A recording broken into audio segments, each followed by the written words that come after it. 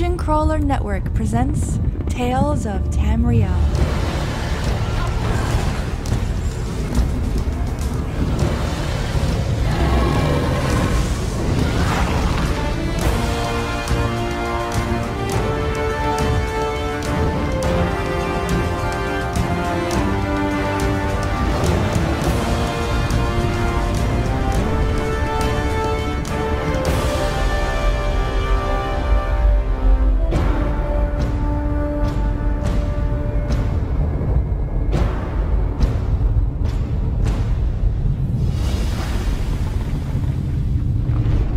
Good afternoon, ladies and gentlemen, and welcome to episode 76 of Tales of Tamriel, a Dungeon Crawler Network production. I am your host, he who swings at flies with great swords. That's me, Aggelos. I don't know, I just had flies around my desk, so I feel like I could swing things at them and kill them. Also joining me this afternoon, he who lives across the Great Pond, but can't swim. Asteldian, I don't know, can you swim, sir? I can doggy paddle like a master. Doggy paddle, like I can't even do that. I look like an as far as it seal. goes. Yeah, I don't mix well with water. Okay, all right. Do not get wet. Do not feed after midnight. There we go. I think I just called you a gremlin. I think you just did. That's all right. They look cute before they turn into one. They do look all cute, and then they go crazy. So, I mean, that's a thing. All right. Also joining us, yet again, he who plays by himself. I almost said with himself, by himself. But now, he is now playing with others. Again, just as dirty. Avi Optimal. How are you today, sir? Well, I think you explained it perfectly. I'm doing well. Excellent. I really think I turned almost all of that insanely dirty. Like, yeah, you got close to it. All Good of start it to the family show. was pretty bad.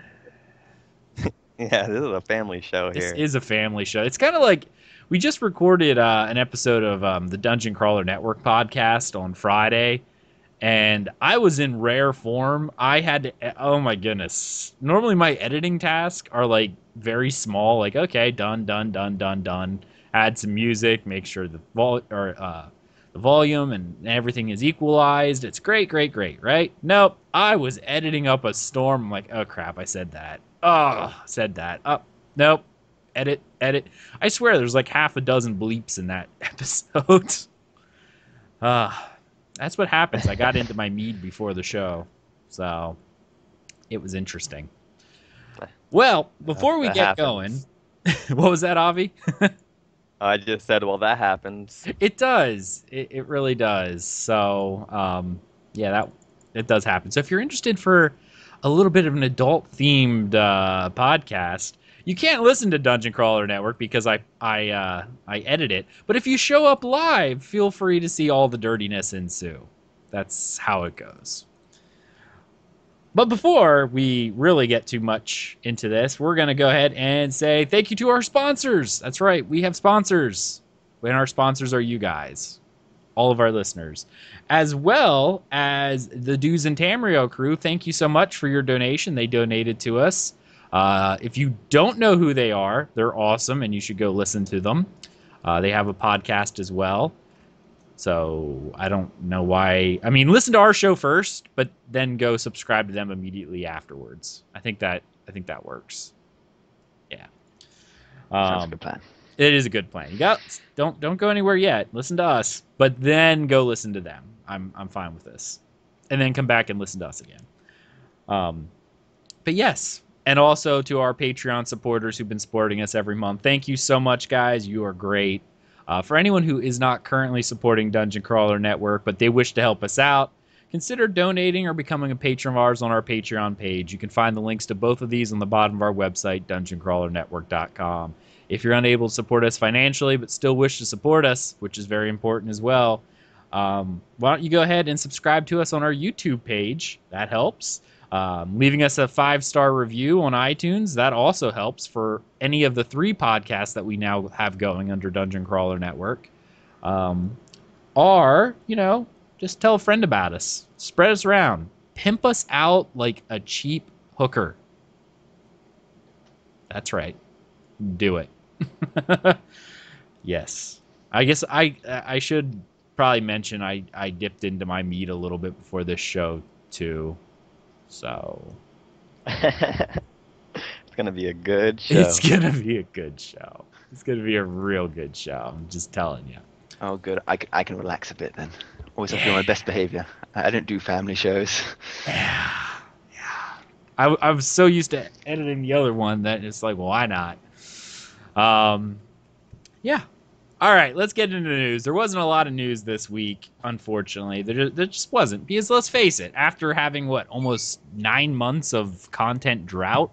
I think it was 9 months, right, Asteldian? I think it's 9 months. Must be about that, yeah. It's pretty far since we've got our last update. Long time. Yeah, it's a very long time. So, since it's been so long since we've gotten an update, really the only thing that's really going on is Imperial City, which is cool. I mean, obviously, if you're on the PTS, that's awesome. Some of us have been playing on the PTS a little bit, and the Imperial City definitely looks very, very fun, and we've been playing it, and obviously it is a lot of fun. Not as many bugs as I thought there were. There's a few crashing errors, but that was about it, really. Lag seems pretty good, which is surprising for Cyrodiil. But yeah. Yeah, Avi, you were in there, weren't you? Like, you were actually in Imperial City? Oh yeah, I was in there all week, and I only crash in certain districts. Yet certain districts are a lot nicer and calmer, so it was one of those places. If a big battle's happening in one of the districts, I might not be able to get into it. If it's too big, my game will crash. Right. Okay. Well, let's go ahead and get into some news that's not related to the PTS. First off, during their community programs yet again, they have another Battlemaster corner. This Battlemaster corner is the Unstoppable Force. And wouldn't you know it, it's a Dragon Knight. Yeah, it is. Well, you didn't get much more unstoppable than that. Yeah, I was going to say, I mean, if there were any other class other than a Dragon Knight, I would just have to call, lies. It'd be like, lies. You're so funny. Blasphemy. Is this a satire? Satire.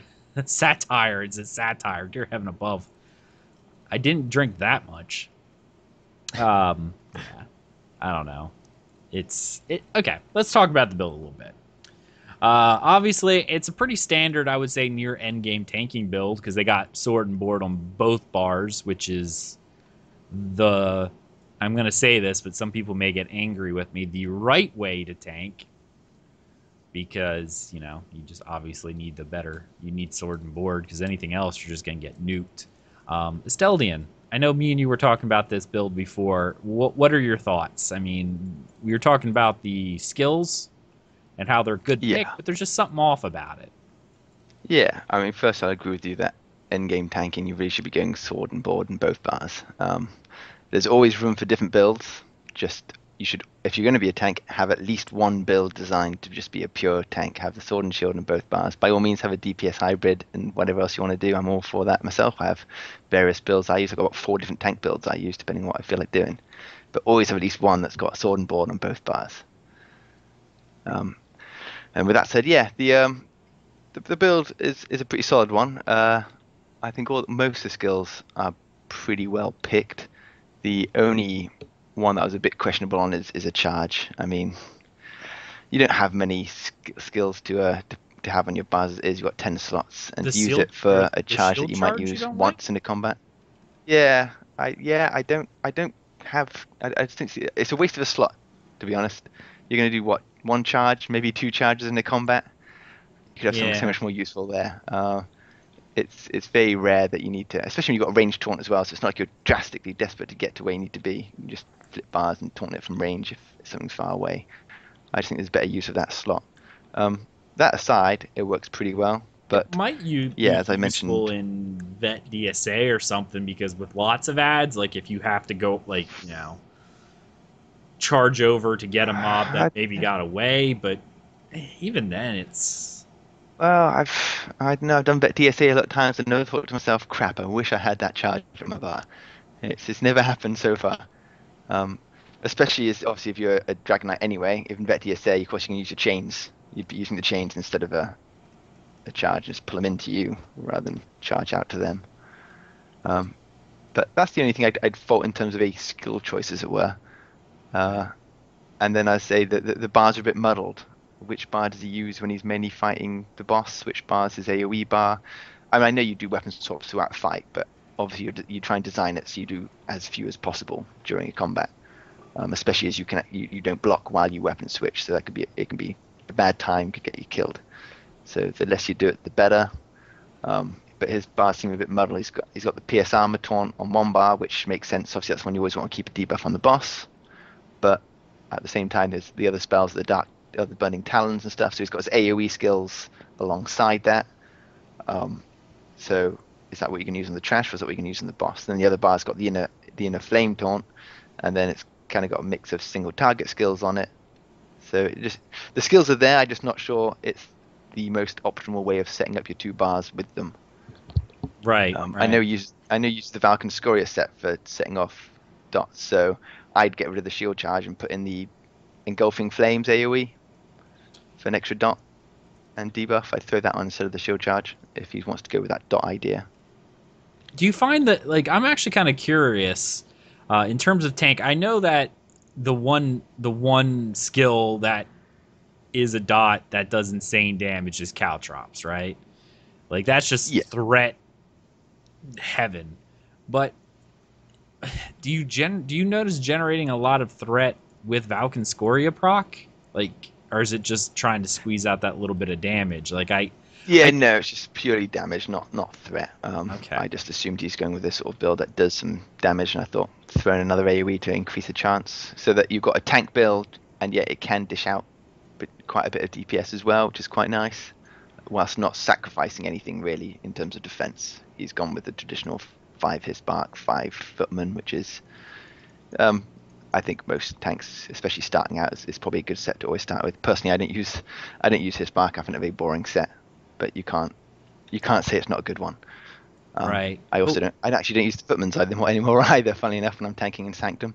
I feel like there's a better monster helm for tanking than this. Like, there is. If you want to go purist, you can obviously go with the Malibus Scourger for the extra heals, or you can go with the Bloodspawn for the extra defense. But I'd argue, well, yeah, you could, but you don't need either of them. You know, you can do it for the extra defense, but at some point you've reached the point where you're just going even more defensive for the sake of it, and it's not really benefiting overall. I think Valken Scoria is a very good set choice for DKs, because you can, as I say, there's a lot of skills you can put on to put dots on while still having the pure tank setup, as it were. And this Valken Scoria set still gives you an extra 1,000 health as well, so it is working in terms of giving you a nice hit point pool. So I don't fault that. And things like DSA, running around, having your tank running around, throwing out all sorts of meteors is pretty impressive. It does really help speed things up when you're killing them. Right. I guess that would be something I would be doing if you were doing like vet dungeons or something you've done before. But I know. Yeah, I mean, if I'm doing progression run kind of stuff, I'm going as defensive as possible until we know we got it down, because you may need that little bit of extra. You really only kind of go DPS-y when you feel like you're getting a little, I guess, ballsy. Yeah. When you first get, but at the same time, as I say, it's such a small sacrifice he's made there. And for example, if you happen to not have the other helmets or whatever, it's I wouldn't be uncomfortable if I went in a pug and the tank turned up with the Valken Scoria set on. I wouldn't be like, oh no, he's going to be some weird, because as I say, it works very easily in a defensive build. Without sacrificing much, because really what you're sacrificing, a chance to get extra ultimate and defense, and a chance to do some healing. Well, let's face it, you're a DK. If you want to do some self-healing, you've got plenty to deal with that anyway, so you don't need a helmet to help with that. The extra ultimate can be nice to be a battle roar for resources, but then if your resources are fine already, then you don't need that either. So if you're getting extra ultimates, you can put down defensive, well, more likely you'll probably use your standard to do extra damage, well, or you could just have the Valken Scoria helmet on and just keep throwing out meteors all day long. Right. So. Okay. All right. Sounds good to me. I mean, I don't use any dungeon set. So, Yeah, I don't either on my DPS build, but well, yeah. my tank build I don't either. It doesn't really seem worthwhile anymore. Right. Well, this person goes on, even talks about his attributes, and he says how he has his attributes split. And I was going to question it, but he actually does mention that he has a DPS build that he plays half the time, so that's why he doesn't change his attributes. But if you were going to be tanking full time, he recommended going all into health. I honestly, 37 in the Magicka, and he plays as a red guard too. So I guess that might give a nice little balance in between Magicka and stamina. But he only puts 25 attributes into health, so. Funnily enough, that's what my really red guard how much Templar health tank he has. runs. really. I run the exact okay. same split: 37 magic, 25 health. And if I could, I'd lose even more health because, for when I do DPS, I'd like to have, because I've got a few thousand more than I need when I'm DPSing, so I'd like to get the DPS up. And if I really want to go all out, even with that split, I was tanking Sanctum yesterday and I had 39,000 health, even with that split. So I could have easily gone all health and just had a ridiculous 43,000 hit points if I wanted. So yeah, I split up. That's good. Okay, all right. Definitely, because again, all out health, you get to a point where it's like, well, I don't really need any more health. The only reason I've got such high health for my Templars is because I'm using the Blazing Shield a lot. So obviously more health translates to more damage as well as more defense. So that's kind of the build I use, which is quite fun, but certainly don't need it. Once you hit 30,000, that's it. If you can get to 30,000, then put your points somewhere else. Right. Okay. I think that we were talking as well. We think this is an older build that they pulled up because it doesn't have any champion point info. So, I mean, obviously, if you follow a similar, I don't know. Champion points are wonderful, but I really do feel like there is an optimal setting. Like obviously for certain things, if you like in the well.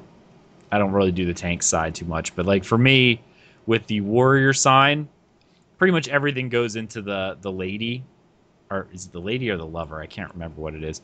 To reduce the damage of dots and all that crap, because that's it's a lady. Yeah, that works out well for me. And I don't know if what tanks go into different. The warrior tree is kind of like their bread and butter, I think. So, funnily enough, someone actually asked that question, I think, on one of the guides we've got. Someone's recently asked about the champion point spend. And my recommendation usually to someone is, I usually go with, you know what, base it on whatever your DPS build is. And because you don't really tweak much. Really, in the warrior, the only thing you do is you put a bunch in combat blocking expertise to reduce the cost of block. But how much you put in there is up to you. I usually split between that, maybe a load of points in there, and then I'm also going into the lady and getting the same things: hardy, elemental defender, and I do that with the DPS spec. I do it with my tank spec. Mind you, even my DPS specs usually have about 10 points in block expertise anyway, just because I find it handy to have. And then when you go into the thief, it's all about, if you're a Magicka DPS guy, then put your points in the Magicka regen and the reduced cost. If you're a stamina DPS guy, that's how I dictate. In terms of tanking, it doesn't matter. You can be a magic tank or a stamina tank, so it doesn't really matter. Just base it on whatever you like to do for your DPS. Alrighty. And there's nothing in the blue anyway. Nothing in the what do tanks take in the blue? Nothing. Again, you just go straight for your DPS spec. There's nothing there to support your actual tank side, so it doesn't really matter. I imagine that piercing go blessed, I guess. Nice. The piercing buff in Ritual? Yeah, but I think isn't that just for you anyway? So yeah, no, it is just for you. I mean, I guess no matter what you do, Mighty would probably be helpful. It's just more damage.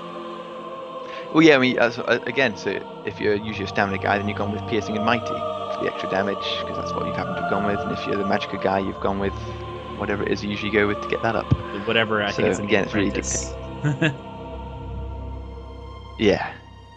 So you just split it based on that. But champ points are, as I say, in terms of tanking, outside of block expertise, that's the only thing you get different. Right. Compared to your DPS spec, really. Cool. All right. Oh, sweet. I missed something in there. We got some chats in there. AJ's in there. Kipster's in there. Hey, guys. be prepared for a fun show because I got into my Mead prior to starting this. So yeah. All right. Well, let's go ahead and we'll move on to the next little bit of news. I'm not gonna torture Avi this week, but we had another meet the character, Captain Caudu. I think that's a French way. I don't know how you pronounce that. It's probably Caudu. I was just calling him Caudex, but Well, there must be a better way. DEX is French. I know that. And it's Imperial, so they tend to always have that French sounding-ish name. Either that or Latin sounding names. But Well, yeah, he sounds like a monster. he sounds like a monster. He's obviously a monster. Do not trust him. It's another one of those meet the characters. Again, we talked about this last week, and we kind of went into it a little bit because of how we were talking about how it's kind of out of character for Elder Scrolls to really focus on characters so much as the world itself. But here's another one. They want us to get to know these NPCs, apparently, that we're going to be questing for. So he looks like an Imperial fighting an Ogrim. I like it. Let's ask this.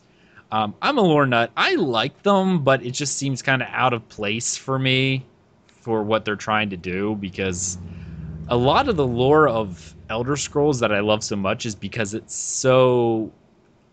I'm trying to think of the word.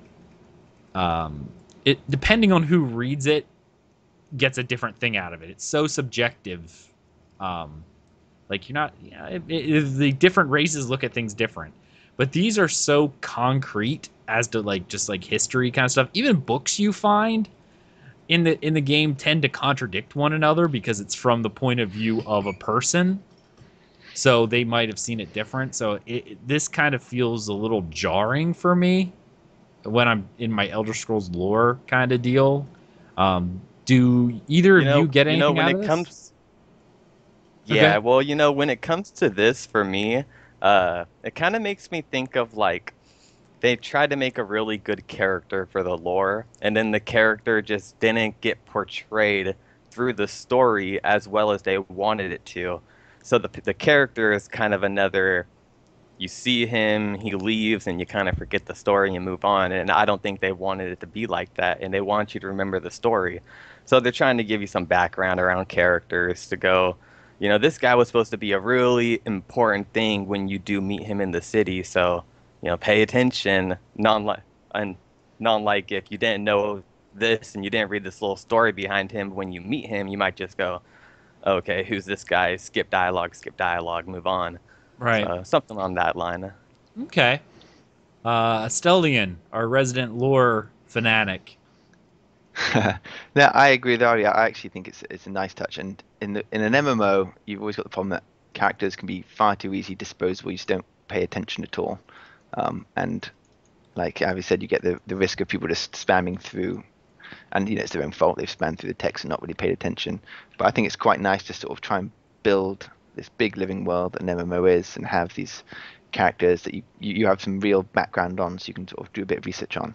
Now, what I'd love to see them do in addition to that is then sort of play in, so you've got the background of the hard facts, as it were, about this character, but that wouldn't stop you from them also having various lore books around, which is giving you the opinion from other races, other people, and it'd be even more interesting to see their versions of this character that you know of, whereas before you read it, it's like, oh, they think this, they think that, but you have no idea about the character yourself. This time you do know who the character is supposed to be or what he's supposed to be like. So if you were to then read stuff from other races and other people's opinions, it could be quite interesting to see how different they view a guy compared to what he's supposed to be viewed as. You really got a point. I didn't even think about that. Maybe we'll see something. I like it. I hope so. I think that'd be a smart way of doing it. Yeah, I like that. I like that a lot. You got some good points there. I like it. Kip says I have to take a shot every time I say someone's name. Dude, this mead I have, we tested, is like 17% alcohol, dude. I will die by the end of this show. Like, it's really, really high up there. This is not light stuff. This is not a Bud Light or anything. This is crazy. I Thais took a little sip of it. She's like, I'm going to try it. I'm like, be careful. It's really strong.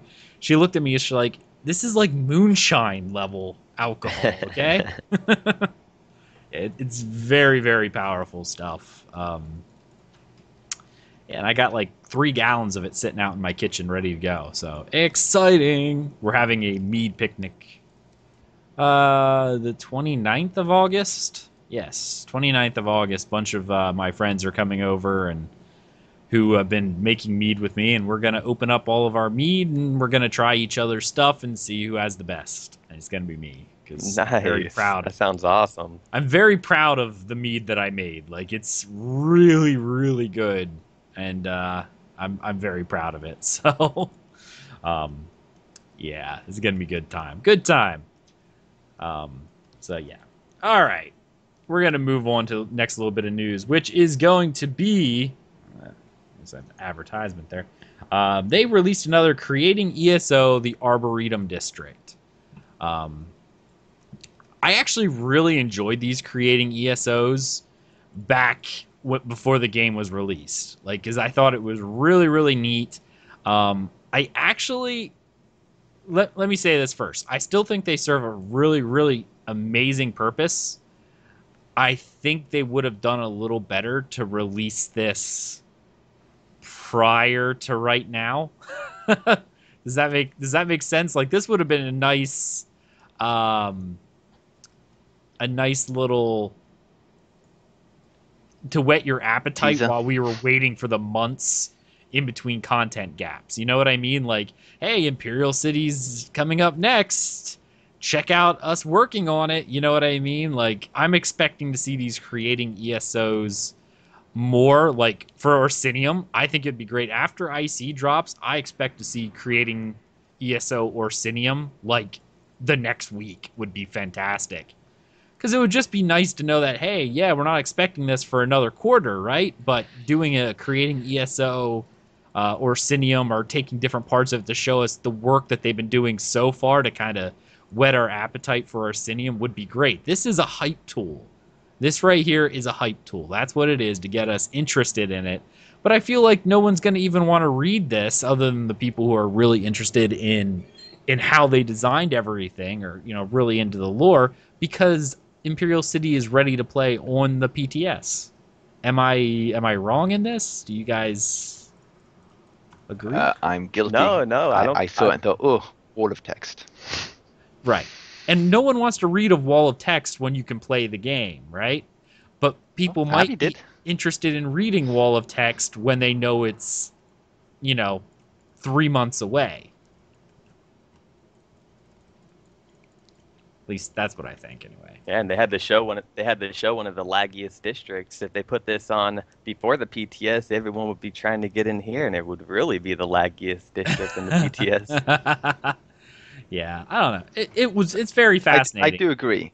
I agree that it serves best as a teaser. It's something to, but then you've got to remember, all the console guys, they ain't got the PTS, so this is a teaser for them. What's going on? They have to read and get a bit. So it kind of is for them. While we're taking it for granted, they don't get the luxuries of, although they can watch streams, of course, of it. But I think, it's ill-timed. If they'd done it while we're in the drought, going, God, what's coming up? I'll admit, I sort of had a little read, but I'm lazy, like, a bit of wall of text. I'm not that interested. Just make your wife read. Just say, hey, read this to me. Read this to me, yeah. Whereas if they'd, released it a few months ago, well, I'm looking for anything to read to give me excitement. So, yeah, I'd have read every last word of it. Oh, yeah. They sent it a few months ago. Now I'll just go in there and see it. Like, I really do feel like their page views are going to be nowhere near, but if they had to release this 2 months ago, oh my goodness, their page views would probably be up. Because, we were begging for information, right? Like, can you tell us anything? I really hope they don't miss this opportunity. And Orsinium, as soon as this drops, I would love to see a series of Creating Orsinium come out. I think that would be great. Avi, for actual content, I know we were talking about this before the show started. What are your thoughts? Actual content for the Imperial City? Yeah. No, well, I mean, not great. content for Imperial City. I'm sorry. I mean the Creating ESO. We were talking about it before that. Just what they were trying to show us. Oh, Well, yeah, I like the idea that they would like you guys said, release it more as a teaser than kind of a read about this, kind of like a newspaper sort of ordeal. Yeah. But so yeah, I definitely like your idea more. But yeah. Yeah. I know we were talking about some of the stuff they were doing, like how we liked it, how they compared it to Oblivion. That was really nice. Oh yes. Sorry, I had a little mind block there. No, that's fine. Yeah, I totally though. They show a little comparison picture uh on their post, a before and after of the district. And you can totally see, even when you go in there, even though of course it's all scale different, everything's bigger and wider, just like when you first saw Ripton in ESO and you went, this is Ripton, this place is huge. So, they did that so it's a bigger battlefield, but everything, all the details they're spot on, and it's exactly what you want to see. It's seeing the White Gold Tower in Oblivion just in total chaos. I love it. Right. If anyone's actually interested in checking this out, feel free to check it out. It's on the official Elder Scrolls online page. Actually, so is everything we're talking about right now. Go ahead and check them out. I mean, it is a fascinating read. I just think they missed an opportunity. This would have been more well received if we still weren't able to play the Imperial City. Now it's like, do I really want to read this wall of text when I could literally just, log onto the PTS and play it? That's how I feel about it. All right. Next up, we have Crown Store Showcase. Yet again, more things for us to spend our money on. They're releasing a few new items coming out when Imperial... I think this is supposed to come out... each month. They're doing... Each month we're getting a new shipment of Crown stuff, which is funny. They're coming out... What is this one supposed to come out? August 7th? August 7th. This is... No. They're not even out yet, though. August 7th. Yeah, but they're not out yet. Oh, yeah. But they're releasing I think that's just when they posted it. Yeah, when they posted it.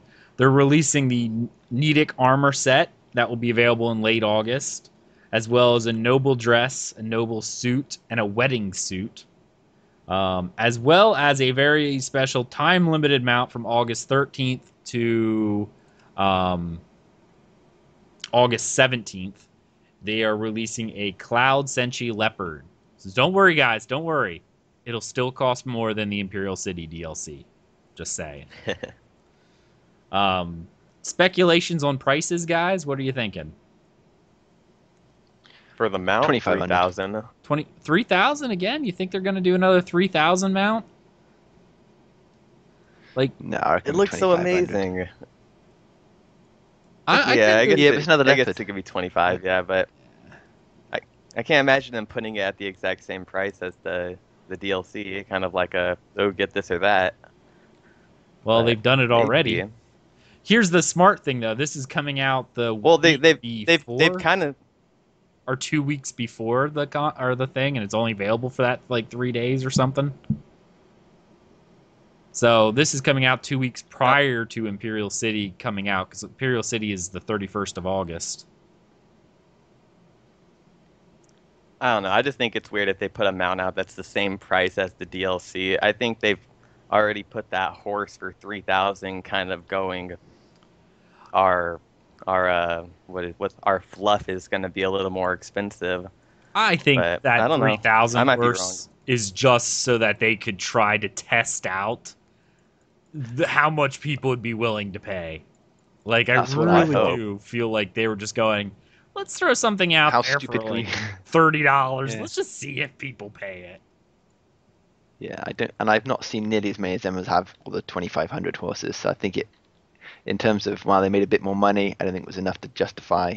I think they're better off selling at 2,500. I Yeah. think they'll get more sales. And I'd say all the other leopards have been 2,500. Maybe they will do some more 3,000 ones, but I think it will be the extra unique looking fancy ones rather than more What- of essentially the same. What Because about the Frost cost? Horse did look quite a lot different than others. Yeah, then maybe 900, 1,500. I feel like it's gonna be something closer to maybe 900 for the Nedic armor set, but I think the others are probably gonna be in the 700 range. I feel like the same price as the dress and the wedding dress and stuff. So since only guy characters wear the dress, are only female characters gonna wear the wedding suit now? That's the way to do it. Because I mean it. Like the only people who wear the wedding dress are male characters. So, in theory, you would think that only female characters would actually wear the suit. That'd be an interesting fight in Cyrodiil, wouldn't it? An army of men in dresses and an army of women in suits. All of a sudden, we all got gender bended. That's what it was. It's just Cyrodiil gender bend. Crazy. You know, every time I look at the noble suit, I think he's just gonna pull out a revolver like the Red Dead Redemption guy, and he looks just like him. I don't know. I just do these the noble dress. Okay, I get that, but does that noble suit feel very Tamriel? Like I feel like it's almost like Vampire the Masquerade-ish. Am I? It feels off western. this? It feels western to me, like a rich man in the western. Oh, the noble We've got a lot suit. of vampires. Vampire masqueraders make sense. Yeah, yes. I don't know. Does any of this interest anybody? Like, are they gonna purchase anything? No. I would say I'd probably purchase all of it because that's what I do. But if I had to choose, I'll purchase none of it. I really do like the Nedic armor set. Like, I really do. So, if I had to only pick one thing, I would probably get the Nedic armor set. Since Asteldian. What about you, Avi? I was just gonna say I've kind of lost my interest in costumes, to tell you the truth. You know, it's like ever since that one day I rolled into Craglorn wearing a costume, and I saw all of you guys in your nice armor, and I went, man, I don't want a costume anymore. I want my nice decked out armor now, and dye it in the nice color. So it's really hard for me to want to purchase costumes anymore. Costumes are interesting for what they are, but the fact that they're not customizable, I get that feeling like you do. There's like, we talked about this last week or the week before with the whole bunch of new items that were data mined. A bunch of them being Imperial armor, like special heavy armor Imperial sets kind of deal. So I can actually look like I'm wearing Imperial armor again, which is awesome because it's my favorite. But the problem even with that is I'm sitting there going, well, then I'm going to have to. It'll still look the same as everybody else because I can't dye it. I love the Imperial armor, especially when I dye it like that mixture of the earth tones that I like the Craftsman gold, the Dwemer brass. It looks sharp, like really sharp. I loved it. And then I do like a white hood. I look like Tyrael from Diablo. I love that. But unfortunately, I don't know. I guess I just feel like otherwise you don't get the same thing with the costumes because they're not customizable at all. You get a look, yes, but it's not even your look. It's not even if anyone else puts the costume on, they look exactly like you. And I think that's my issue. I'm still hoping that they give us the consumable items that we can buy, which we can literally use, like a scroll of armor transmogrification. And you literally put whatever armor on and dye it the way you want it. Use the scroll, and it creates a costume based on what you were currently wearing. Yeah, that'd be cool. Yeah, because then you can make it look like whatever. You could make your unique look go, yeah, this is great, this is great. And then, I don't care, they can make it $10. I'd buy it. I'd buy it multiple times. You kidding me? I need multiple outfits. Until they make something like that, I'm not really a costume man. I'll never give up my white and gold heavy armor. But would you buy a consumable I own item? one costume. Oh, absolutely. I own one costume already, which is the Breton one, and I have it just in case when I go into a set of gear and I look awful, but it's the best in slot gear. So I have it as in case of emergencies. Right. Here's my costume I can put on, like when I had the dreaded sandals for PvP. So I'd always put on the Breton outfit because I wasn't running around with my sandals. Yeah, And that's so that's what I feel like too. Because you and I, we do the best in slot gear, right? But best in slot doesn't always even match. Like right now, I'm doing 5 Hundings, 5 freaking, what am I trying to say here? Ravaging, and then a master weapon. Well, the master weapon's red guard style. The ravaging set, I don't even know. It kind of has a unique skin to it. And then I'm wearing Dwemer. It's like, because that's what I had prior. It's like, wow, like for some other reason, mine turned out to look fairly decent, but it's not how I would like to look. I would love to do a ancient elf hood with Imperial heavy armor chest and shoulders, and then Nordic everything else. That's like the way I love looking. And unfortunately, I can't do that because there's, I have to use the sets I can. But if I could buy an item that allowed me to create a costume with my dye colors and my armor, I would craft armor to make it look the way that I wanted it to look, make the costume, and then put on my best in slot gear. Yeah, I'm happy for them to do it that way, a bit of a money-making way, but otherwise, just give me something like Rift, nice, simple wardrobe outfit. I can put real gear that I craft or whatever inside. Oh, yeah. And we're done. That's the easiest way. If they want to make some money, or rather, if they don't want to change it so they're having to use individual slots, if they want to keep it to one slot only, your way is probably the best idea, is just having a way of turning an outfit into a costume. I would prefer the Rift wardrobe system. I really would, but I was trying to think of ways that, because of the way that, ZeniMax is now, money hungry, they're not going to change the system to allow people to go, oh, here, you can just make your own costumes. We want you to buy them. No one would buy costumes if people had a wardrobe system. Unless it was a very unique costume, like literally maybe like a character who wore a special piece of armor that wasn't available in the game anywhere, and you could get their stuff, then yeah, maybe people would buy it. But right now they're getting money off of, oh, you don't want to look like crap. Well, here you go. Why don't you just put on this Breton armor that we dyed in this way? I don't know.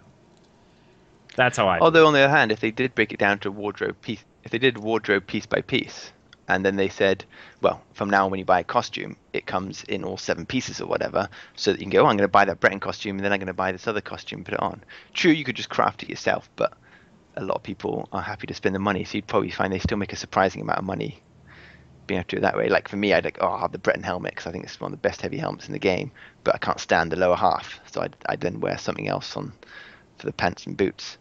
And for me, I'm a crafter, so I'd just do it myself. But for those who aren't crafters, you're probably not going to try and find someone to craft for you where you can just spend 500 crowns or whatever and buy one set of armor and then another 500 for another, and then just mix and match yourself. That's pretty much instant gratification, which is the modern gamer. So I think they still make money. Right. But they would have to split it out so you bought all the pieces rather than a single costume slot item. Yep, I agree. Like they're about making money now, and that's how it goes. So if you can't get it, then you are where you are. All right. Well, guys, that's about it for the news. That's right. But we're going to move right on into our discussion topic, which is Imperial City item sets. There are tons of them. And this was actually brought to us by Asteldian. Thank you, Asteldian, for this topic, like last moment. What kind of armor sets are we looking at and go from there, see if any interest us. I'll go ahead and I'll go first on this one to give our cast a little bit of time to think about it. But one of the sets that I'm really interested in is, it's actually one of the monster mask, and it's the Moleg Kenna monster mask. One set bonus adds 123 weapon damage, which is awesome because weapon damage, at least in 2.0, was the awesome.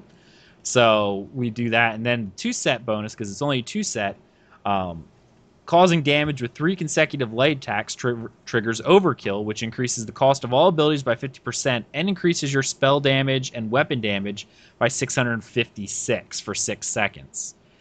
And I'm thinking if I would combine that with the Ravager set I have now, I would have almost, 1,200 extra weapon damage, which would put me at almost 4,000 weapon damage, I think it is. So I'm thinking that's what I would like to try out. Asteldian, how about you, man? Yeah, it's an interesting set for sure. I don't know how much the sacrifice having to do 3 light attacks in a row is going to kill your DPS rotation up a bit, so it might not be worth it in terms of that. But as I mentioned before the show, it screams sorcerer outfit to me. I mean, Overload's already overpowered. You can just use that on if you save it up and go to a boss in AA, for example. Well, you kill the boss before you run out of ultimate, so you just overload the whole boss for well over 20,000 DPS. And now you're telling me if you hit it 3 times, you're going to get extra 600 spell power while you're doing it? That's got to be a godsend for every sorcerer out there. Yeah. Maybe I'll actually have to try to get this set just for my sorcerer. Yeah. If nothing else, that set that I was talking about would work really well in my Sork. If not my Templar, my Sork would probably be amazing for it. So, okay. What item sets did interest you? To be honest, I'm not sure there's really any that have hit me going, oh, for tanking anyway. I don't think I've seen anything that will replace what I use at the moment. I don't see anything too exciting there. I like what they've done with a lot of the gear sets. They do have interesting abilities on them. I'm a bit confused where they've done the change where they're getting rid of all stamina in the game for regenning when you're blocking, which obviously is controversial in itself. A lot of people are upset about that. And then they go ahead and put a set in that says, and there's a 20% chance of you getting stamina while you're blocking. It's like, well, why have you just changed the mechanic? Then you've sort of put in a gear set specifically so people can try and build a permanent block character again, if you say permanent blocking is a bad thing. Right. I was going to say, that build we were testing out, like, wouldn't that be awesome for it? Like, the ability to, while you're blocking, chance to regain stamina. Funnily enough, no, I'd sooner use what I got. I'd sooner use the Seducers for the extra regens so I can keep myself going reliably. Because at least the one I had is on demand. You are in control of getting it rather than relying on a mob hitting you. Against trash, that's pretty cool. But if you fight against a single target boss, well, 20% chance to get 1 every 5 attacks he does, in theory, will give you the boost. That's not really going to be enough to really help. And interesting enough, there was a thread on the forums comparing Histbark, because of course that's 18% chance of dodging an attack entirely, which means you don't use any stamina up at all. And so you need to get to that 74% block reduction cost before it makes the stamina one a better version of Histbark. Okay. Although that doesn't even take into account, obviously, that Histbark's obviously letting you dodge an attack entirely and take no damage. But yeah, no, I'll be honest, a lot of sets look quite cool. I like what they've done, but I don't see any that really has me excited. Okay. I haven't really investigated them too thoroughly, and I'm sure my DPS will like a few changes. I like some of the funky sets where, if you heal someone 100%, they get an extra 130 spell power or something. I think that's a great idea for your healer to be running around with that or something. Whether or not it's optimal, I don't know, but it's a fun set. And another one that gives 2,600 resistance to everyone in the group whenever you cast a class skill. Yeah. There's a lot of they're definitely getting their imagination involved rather than just saying, here's the damage, job done. So I do like the way it's going. I'm just not sure any of the sets particularly interest me for my kind of builds. Gotcha. For Avi, another one that I've been looking at that I'm not really sure too much about, but the Essence Thief. The only problem with it, the 5 set is really good. Like, it adds a lot of stamina. It's like 821 stamina for the 2 and 3 slots. The 4 slots, 123 weapon damage, which is okay. You obviously want weapon damage, at least in 2.0 you did. But the 5 set bonus, when causing damage with light attacks, which you would be doing while weaving, gain 10% chance to draw essence of an enemy. Collecting the essence restores 3,650 health and stamina, increases your damage by 10% for 10 seconds. That seems pretty sick. Yeah, that's a pretty cool set. That's all medium, yeah? Yeah, if you get it all medium, I almost feel like that might, if you could tie that with something else, like Ravagers perhaps, that might beat ahead of Hunding's Rage. Now, Yeah, again, it'd be I tricky, haven't wouldn't it? theory crafted any of that, but I'm just sitting here thinking, there's a good possibility that might become the new Hunding's Rage, because that's if you're light attacking, weaving in there, so that's a lot of damage. You know what I mean? Yeah. Yeah, it's quite a fun little set. I mean, it'd be great if it had 2 weapon damage sets on it, because that is actually come out is better than max stamina, unfortunately. Yeah. Despite the nerfing, obviously there has been a big nerf to it. Like I said, it's 123 on live. I think we get 170 for every weapon damage on our set bonuses. So they have nerfed it, which makes sense, because even at 120, I think that comes out ahead of a max stamina boost. So at 170, it's just the set bonuses just made no sense. It was just so miles ahead of anything else that weapon damage was the only thing to stack. Right. It wasn't even a competition. So nerfing that certainly brings a bit more balance. And that also got a cool idea. I'd love that to be the crafting set, because I would love to experiment with a heavy armor set using that and throwing the light attacks in for the leeching strikes for the heals. And I'd love to be able to play around with that sort of ideas as an actual tank setup. Right. You know, you have a master sword, so you're healing from the puncturing strikes, or pierce armor rather. Then you've got this, and every time you do a light attack, you're getting some sort of heal going on. I think it'd be quite a fun, self-sustained type build to experiment with. But unfortunately, I don't think it's one of the craft. I think it's a dropped one, so I'll have to make do with just a dreaming of it. Just dreaming of it. Nice. Well, how about you, Avi? Did you get a chance to look through any of these builds, any of these sets, and any that kind of interest you to try when it's on live? Yeah, well, I've just been peeking through it right now, and I really like that Essence Thief set that you were just talking about, and I really like the different style that they're using on the 5-item bonuses. You know, like the Powerful Assault gives 4 nearby allies weapon and spell damage, and the Shield Breaker set gives 1,606 unresistible damage against enemies with a damage shield. Stuff like that's really cool. I don't think that I would use any of this over the stuff that's already in the game right now. But then again, I haven't even reached VR14 or seen it, let alone any of the in-game gear yet. So this is kind of just adding more in-game gear to the list of stuff I haven't seen yet. Okay. All right. They've nerfed a few sets and changed some as well. I don't know if anyone's seen that. No, which ones? Of the dungeon, the Valken score, I think, has got nerfed again. So funny enough, that build we were talking about earlier, that DK one's going to probably drop the Valken Scoria set after this. Although I think it still works with DK just about. But the Nerianeth gear set, I don't know if you remember that one, 2% chance on a hit. Yeah. That's now going to be 10% chance. Oh. So that's being a big boost. Oh, So wow. that's probably going to be the new king. So that's interesting. Oh, my game crashed. How rude. Yeah. And then the Archmage. I don't know if any of you remember the Archmage one. It had a 5-set bonus where you got extra spell power, did extra damage, and you could do it with partial heavies, I think, something. But they've changed it to full heavy attacks now. So it's this big 5-set bonus. Think, oh, who does a full heavy attack? Really? It's just never going to get used. Only time I ever do that is when my pot's on cooldown and I'm completely out of stamina. Yeah. Sheer desperation. Sheer, Something's gone horribly absolutely wrong. have no other recourse. Yes. Yep. That is the only time I do heavy attacks, is my stamina potion's down, I am out of stamina, I need to get it back. Okay. Yeah. All right. Well, that was a fun little one. Now, crud, I was actually thinking of something else, but I completely forgot what it was, so guess it wasn't all that important anyway. All right, guys, let's talk about our game time this week. Avi, why don't you go ahead and go first? Yeah, sure. So, my weekend game has been filled with working on Lobies and a whole lot of Ebonheart packs, sadly. Sadly, So- no. No.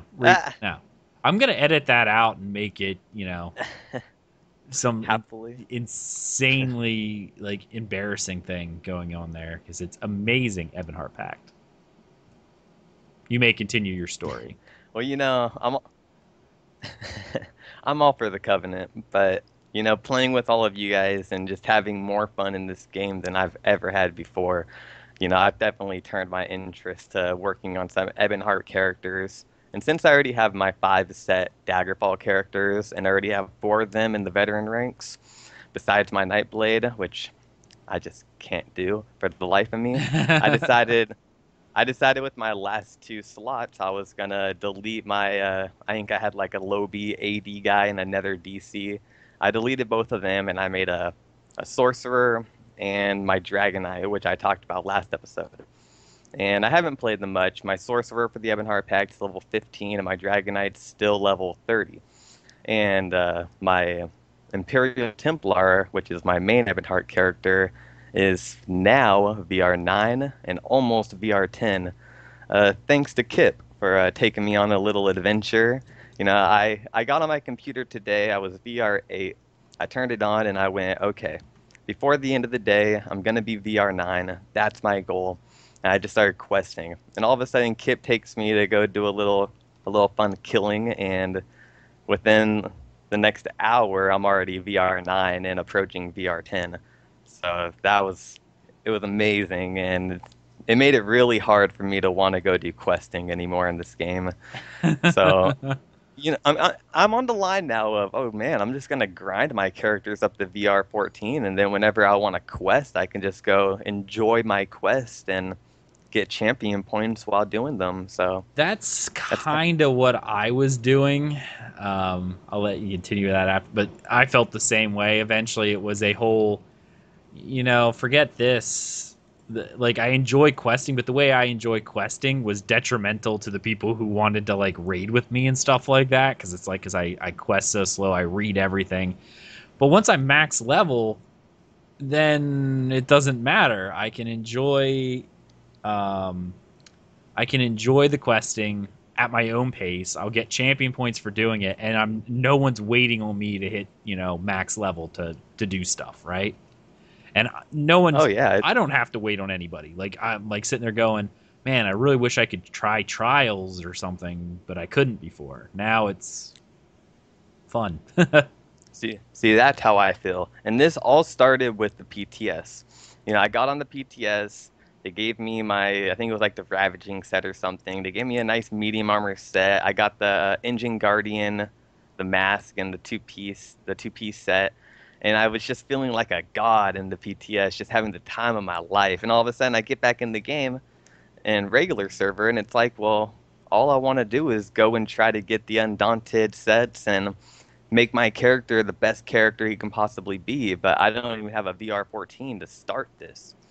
So that's where it all hit me. And it was like, I need a VR 14. I want to start going out and doing these helm runs and, trying trials and just doing all this in-game stuff that I've been waiting to do. And I'm just sick of leveling all of these alts now. I want a VR 14 character before I work on any other character. And that will probably change. My gameplay changes every morning. I wake up and go, what do I want to do?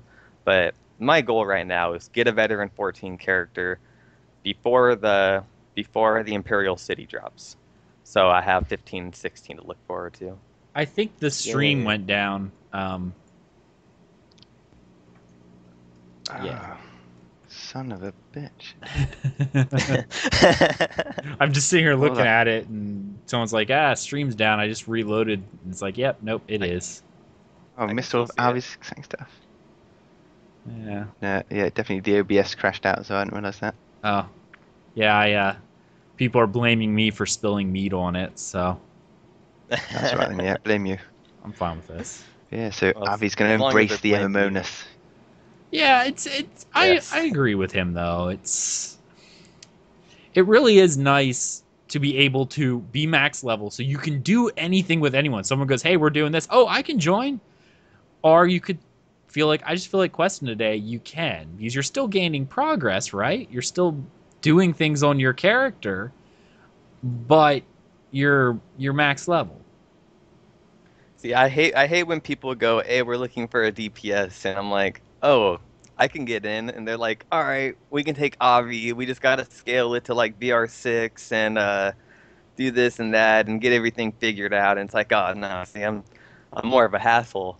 So let me get the VR14, and then I'll be on the line with everybody else, and we can start getting this end game gear and Sure. doing.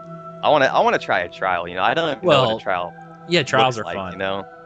So these certain things I want to try, but I really want to be VR14 before I jump into it. Sure. Honestly, I recommend that for most people. You get a lot of people asking, "Oh, what's the quickest way to level?" And then you always get the answers, "Oh, enjoy the game, do the quest, and otherwise you're going to miss out on a lot of what ESO offers." And that's true. But I would actually say if you're the kind of guy who quite likes getting to the game, then to help just hell for leather, get one character up to VR14, then have another alt that can play and just enjoy the game, because then suddenly you've got that pressure of getting to the end gone, so you just literally enjoy. You don't give a crap about your experience, like, oh, I'm just doing the quest and enjoying myself, because you can then go, oh, you want to do a dungeon, cool, let me hop on my main, so once you've got a character up there, it makes such a difference. So yeah, if you're one of those people who kind of likes to get there, otherwise you try and quest and you try and enjoy yourself, but you're quite conscious you just spent the last 2 minutes talking to one guy for this quest. You're like, actually, I gained nothing in the last few minutes, and I kind of want to be there so that if any of my friends are around or whatever, I can just jump in and do stuff. So for most people, I'd say you're probably better off getting yourself to VR14 as soon as possible, and then having another character that can actually just properly enjoy the game. Yeah. If that's how you want to do it, that's the good way. Like if you're like me and only play one real character, which you can do too, just find a grind partner and go grind in Cyrodiil or something. You can do that at level 10 up. You don't even have to do any quest or anything. Because that's just the thing. The questing in this game is like the best I've ever played in any game, bar none. However, questing is a very selfish, I guess. Like, well, it's not selfish, but you gain so little other than the joy that's in the game. But your character, everyone will tell you questing is like the worst way to level because it's so slow. Even by skipping the content, like not even listening to the story, which you lose so much about what makes the quest great. You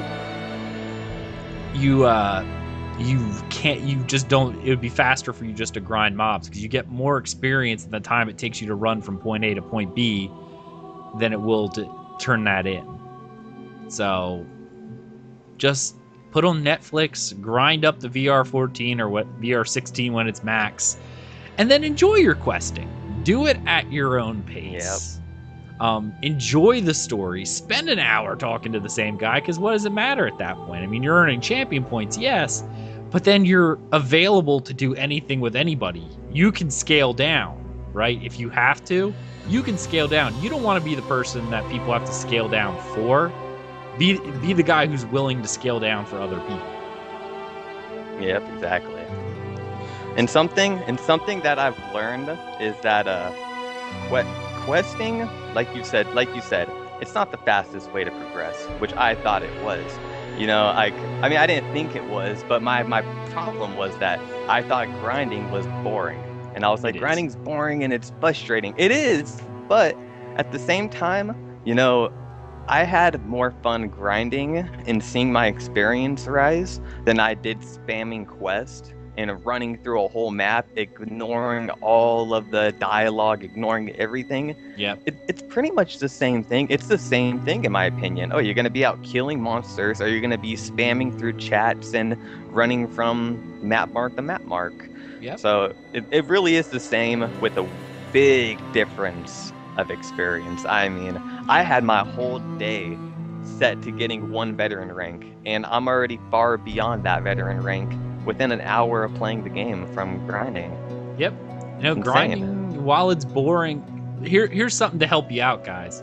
Do it with a friend. Bring one other person. I was going to say, yeah. Underestimate the fun of having someone headset with you while you're doing it. Either do that or put Netflix on the other side. Whatever you gotta do. Watch Tales of Tamriel. Whatever you gotta do.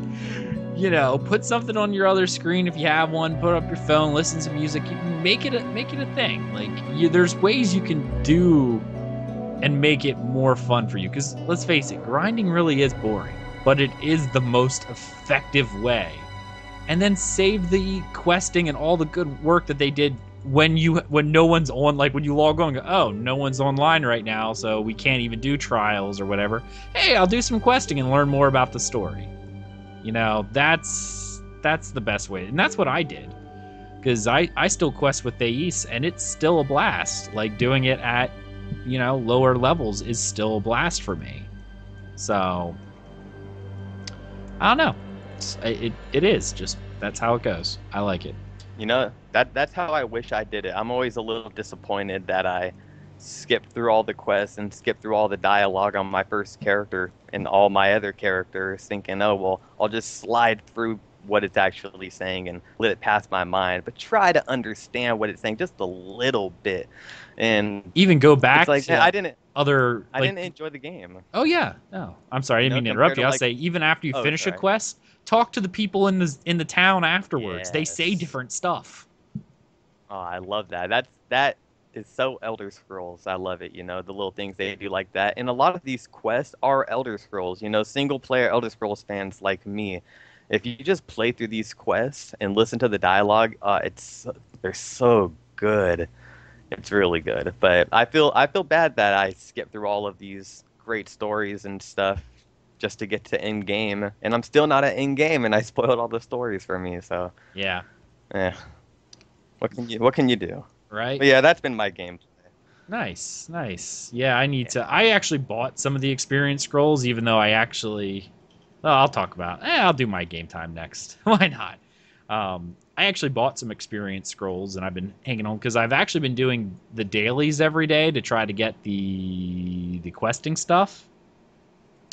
Or not the questing stuff, the ambrosia things. And I'm not very far into it. I only got one piece so far of the 7 that you need to do the ambrosia.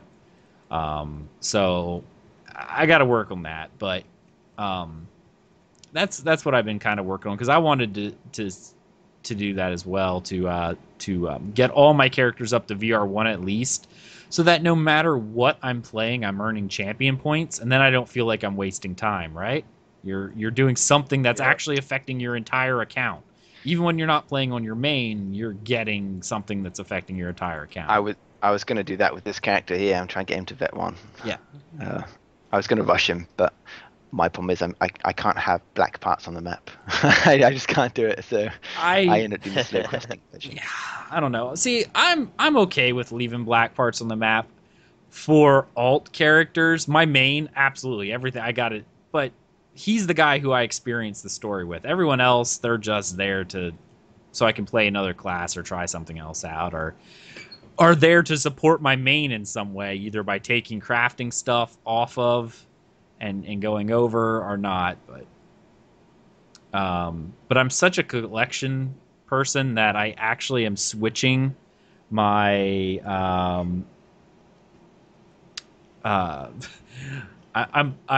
have to respec again, because here in, I think 5 days, I think it is, I will have a full 9 of 9 crafting in every single thing. So I'll no longer need those research traits. So I'm respecking in order to remove that. I'm also respecking the breakdown stuff for raw materials, because I actually have another character who will do that, who will just, after I get the achievement for processing so many raw materials, I'm going to respec out of that and save myself like 20 points. And then I'm going to put it into provisioning again, because I'm such a completionist that I can't stand the fact that my main doesn't have the recipes, and I refuse to get the Psijic Ambrosia recipe twice for 2 characters. I know it sounds silly, right? But I like collecting everything on my main character, so it annoys me when I see that recipe not learned crap, and I have to try to get it. So I'm moving provisioning back on my main character. So I'm saving all my respecs for the free one when the DLC comes out. Yeah, well, I'll probably get the respec when the DLC does come out. So it's really a matter of, I'm hoping that by the time the DLC comes out, I'll be able to, I will have broke down enough materials to get the achievement, so that way I don't need to put, like, I'll keep all my points in blacksmithing and woodworking and stuff. I just want it to be high enough that I can do the stuff, but I don't need to break it down. I can throw it in the bank and break it down on another character and redeposit it. I don't need to have the extra 6 points or whatever it is, or 9 points in there, so that I can have the highest chance of breaking down material when I can do that on an alt.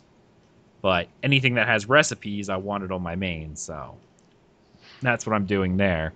Obviously, Asteldian and I, we got to play together last week on the PTS, right, man?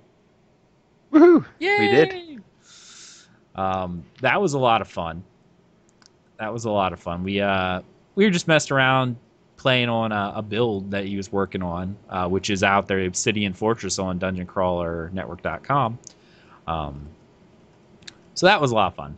And then the most important thing I think I did all week is Vet DSA with my new Vet DSA team, which is Kipster, myself, Arcaneer, and Siri from our guild as well. So we are doing Vet DSA.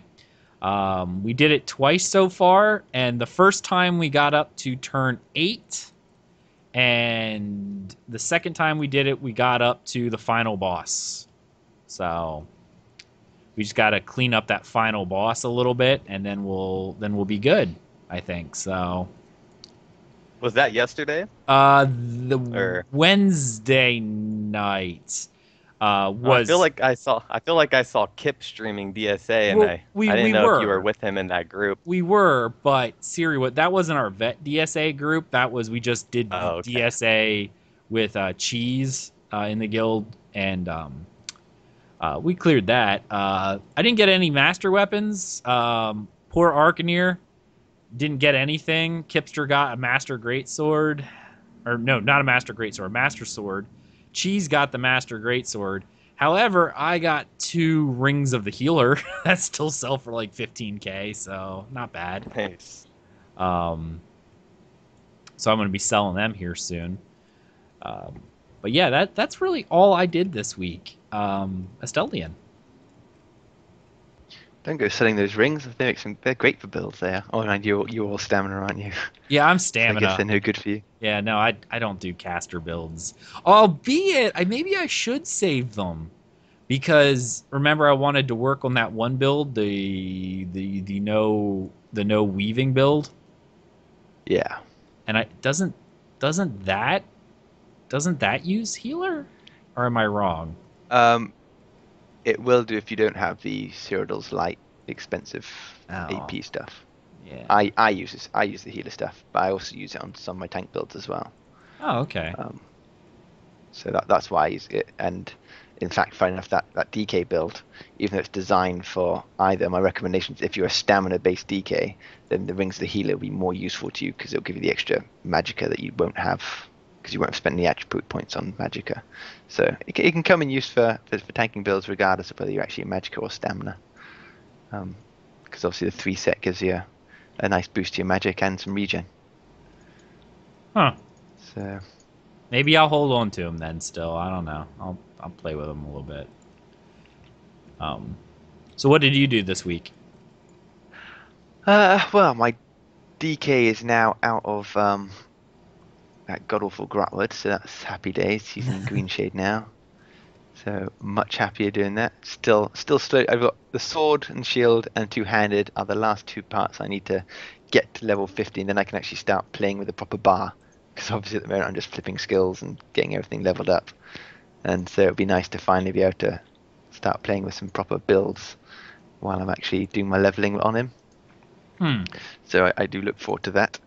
I've been doing the occasional gold pledge to start collecting some keys. Not religiously, I just pop on every few days on my main and jump in, do a nice little bit of run with some randoms. I've been running more with pugs because I like to slum it sometimes. I like to be in the real world because it's a nice reminder of a reality a lot of people face. Because it's all very well sitting around going, oh yeah, I did this build, or I did this, and I was running around, and well, it's fine when you've got a whole crew of organized people on the headset with you, and you all know what you're doing. It makes things very easy. So I actually really enjoy running with pugs nowadays. So it's just something different, something unusual, a bit more challenge involved. Because otherwise, the pledges are pretty mundane. Because there's no fear of us dying in them otherwise. But if you've got a pug, you never know quite what you're gonna get.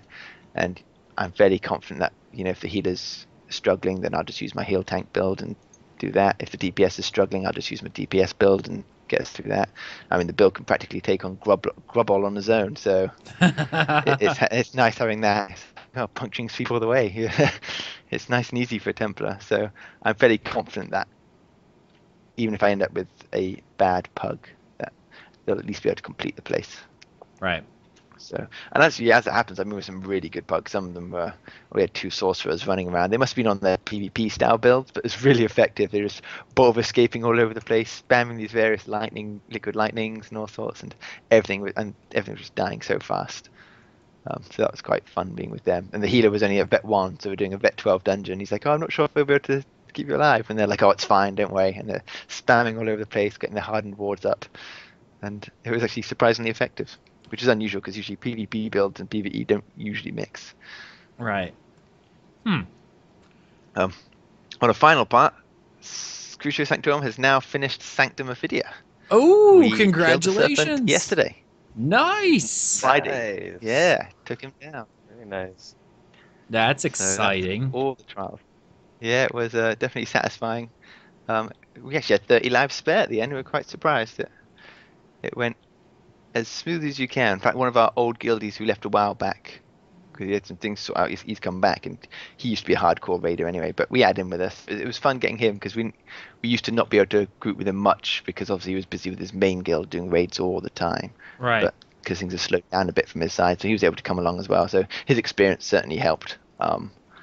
Just especially on the last boss, because he was more familiar with the mechanics. So obviously we were usually struggling trying to remember the order in which the Lamia and the poison and the orbs, blah blah blah. He helped sort of do some calls on that, which certainly helped us keep us coordinated. And yeah, it went very well. So that's all done. So now we're gonna have to start working on hard modes, I guess. Yeah, that's where I'm currently sitting, working on Vet DSA now with our group. That's my next point of progression. Then it's the hard modes. Though I feel like, I don't know, like my guilds that I've been in, I feel like everyone's just kind of slowing down, if you will, because of, it's like, do we really want to run these dungeons now when we're going to be Vet 16? And no one really knows, like, is the gear... I know all the dungeons are scaling up to Vet 16, but the pledges or the trials are not. No. But are they going to give us gear? Like, how is it going to work? Are they going to say we're going to do 14 but get 16 gear? Like, I doubt that's how it's going to work, but I'm kind of curious. You know what I mean? Like, I think that's the question a lot of people have. Like, I'm pretty sure they've confirmed you're not getting any better gear from there. Not that it matters anyway, because the gear's crap. So even if they bring it up to V16, no one's going to wear it anyway. So why waste your time scaling what no one wears? And that's been a problem with the raids for a long time. And as you say, it's quietening down now, because aren't they wiping all the leaderboards?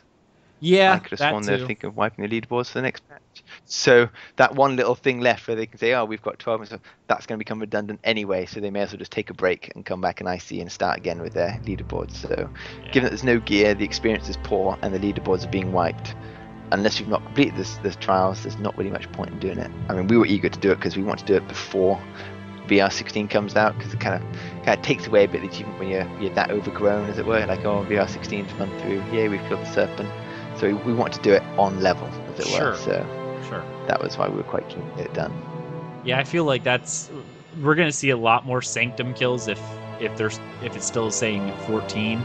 And when everyone's 16, we're going to see a lot more guilds clearing it, just because of, hey, it's now only this, right? Like, we don't have to worry about it anymore. So, but yeah, so I haven't been able to get into any trial group, but of course I have my son now as well. I've been very busy at work. I pretty much was not able to show up to pledge night on Tuesday. I felt so bad, but I wasn't able to do it because I was at work.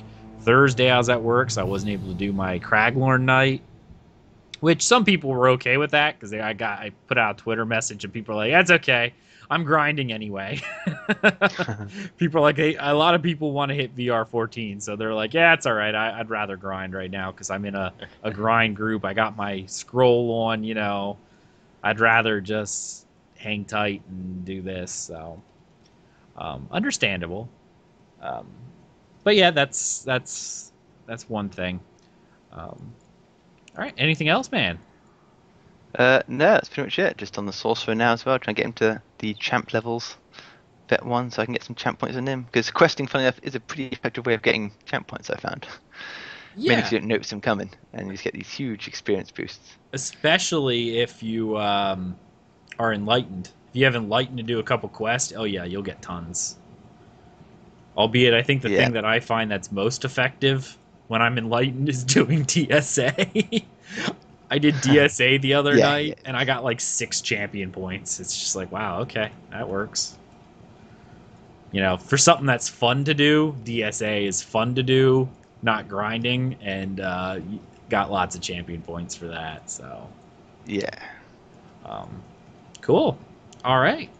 Well, I guess that that kind of ends up our games for this week. Let's go ahead and talk about, as I pull up my list here, guild stuff. All right. Do either of you, Asteldian, why don't you go ahead and pimp your guild? Yeah, sure. Crucius Sanctorum, as I just said, we just finished all the normal version of the raids. We are actually looking for some more members who are particularly interested in raiding. So that's for the Daggerfall faction on the EU servers. So ideally people with Vet 12 and above who, as they just enjoy raiding, not necessarily for the loot or the achievements, but just actually enjoy doing it because they like getting together with larger groups. I know that might sound crazy to some people, but some people just genuinely enjoy raids for the sake of raiding. So we're looking at those sort of guys so that we can definitely guarantee getting 12 people for our Wednesday and Friday raids. And if we have enough people, we actually wouldn't mind having a third night for those who'd be interested. You know, you don't have to be, you know, you're not expected to raid on every single night. Obviously, we've got a lot of members who don't. But if you are looking to join and get into a fairly active raid schedule, then we'd definitely be interested. I say we're not hardcore raiders. It's just we'd like to do it. You know, we're not going to say you have to use this build and this race, etc., etc. We're pretty liberal with that. So it's a good place to come if you like raiding without the main stresses that come with raiding. So yeah, if you want to check us out, just go to cruciusanctorum.engine.com and leave an application. Excellent. Avi, sir. Yeah, Mortal Entity is a PvE guild for the Daggerfall Covenant. We accept members of any level. If you want to join, you can just message me in game at Avi Optimal, or you can find us on our website at mortalentity.gamerlaunch.com. Excellent. Obviously, Wings of Fate is the Dungeon Crawler Network community guild on the North American Mega server for PC. We do events. We attempt to get a trader. So let's, I guess first things first, are you at a point where we could do the raffle real quick to give away? I'm there. All right. All right. Well, this week we had 109 entries, so it's 2 to 110. And the winner is number 80. Number 80. Number 80 is Stephanique. All right. Congratulations. I will send you the money in game promptly. So congratulations. Don't forget, we do this raffle every week. After it gets over 50K, we pick a winner. This week was 109,000 is what we raised for the guild, so she'll walk away with almost 33,000 gold. So, congrats. I think she only put in like 3 or 4 tickets, so came out pretty much on top.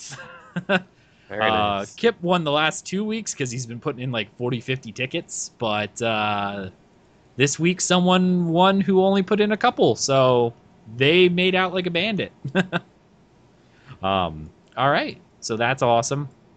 And obviously, we like doing events. Let's go over the events that we have for this week. First off, this week, pretty much a few hours after this show, to be honest, is the Aldmari Dominion Pledge Night. It runs 6 p.m. to 8 p.m. Eastern. For anyone who is part of the Aldmari Dominion, check it out. Following up on Tuesday night, August 11th at 7:30 p.m. is the Ebonheart Pact Pledge Night. And then Thursday, August 13th at 7 p.m. is our Craglorn Night. So check that out. Finally, Saturday, not at all related to ESO, but Dungeon Crawler Network's Chocobo Nights Episode 4, 3 p.m. Eastern Time on Saturday, August 15th.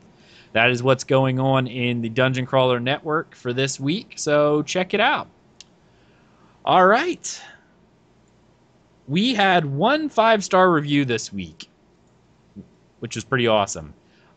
Best Elder Scrolls cast, 5 stars from Tamriel Trekkie. Amazing show. Keep up the good work. All right. Thanks, man. We really do appreciate your review. We're glad you listened to us and that you're enjoying the show. All right, guys. I didn't say How many it reviews this we've month. got now? Huh?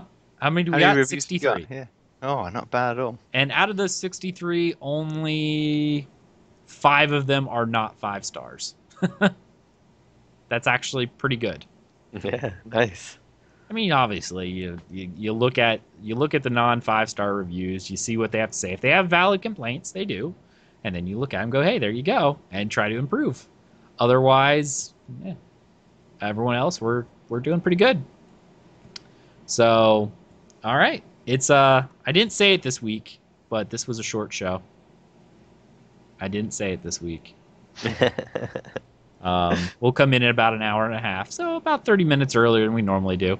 Last week's show was fairly long with Avi and I. Yeah, I had a lot to say. Yeah, we both did. Yeah. So this week it was just one of those weeks where there wasn't a whole lot going on because it's all on the PTS. So if you haven't been on the PTS, and I've been busy this week, and there wasn't a lot to go over. There's a little bit of news that was of interest. So obviously, let's go around, give our final thoughts, where people can find us. Asteldian, why don't you go ahead and go first, sir? Yeah, had fun as always. Next week will probably be a bit more interesting because new updates for the PTS should be coming out. Mm-hmm. And my character should be added onto the PTS because I think the EU guys will be dumped on there. So next stream I might be running around in the Imperial City on my character, so that might be something different to watch for those of you who actually do watch live. Other than that, it's always a pleasure being here. Excellent, sir. Avi, what about you, man? You know, hopefully next week I'll have a VR14 character. It probably won't happen, but I'm it'll gonna try happen. really hard. I'm gonna try really hard. So that's my goal. This episode was great, and can't wait to do it again. Excellent. Obviously, for myself, you can find me on Twitter at Aggelos, AGGELOS_WF. You can find me in game at Aggelos, AGGELOS. Yeah, awesome show. I mean, it was a lot of fun. We got to talk about the mounts that are more expensive than Imperial City. The gear discussion was fun, and so was our game time. Our game time was always fun, so I'm really glad about that. Obviously, come on back next week. We'll get to talk about some of the changes coming on the PTS, and we should have a good time. Really should. So, be sure to listen to us. Follow us again. Come back next week, and we hope you enjoyed this episode. Have a good night, everybody. Good night, all. You just listened to another episode of Tales of Tamriel, a Dungeon Crawler Network production. If you want to get involved, please be sure to check out our website at www.dungeoncrawlernetwork.com. Please be sure to follow us on our social media and YouTube channels. We can be found on Twitch at twitch.tv/dungeoncrawlernetwork, on Twitter at dungeoncrawlnet and at Tales of Tamriel, and on Facebook at facebook.com/Tales of Tamriel podcast. Thank you for listening, and we hope to see you next time.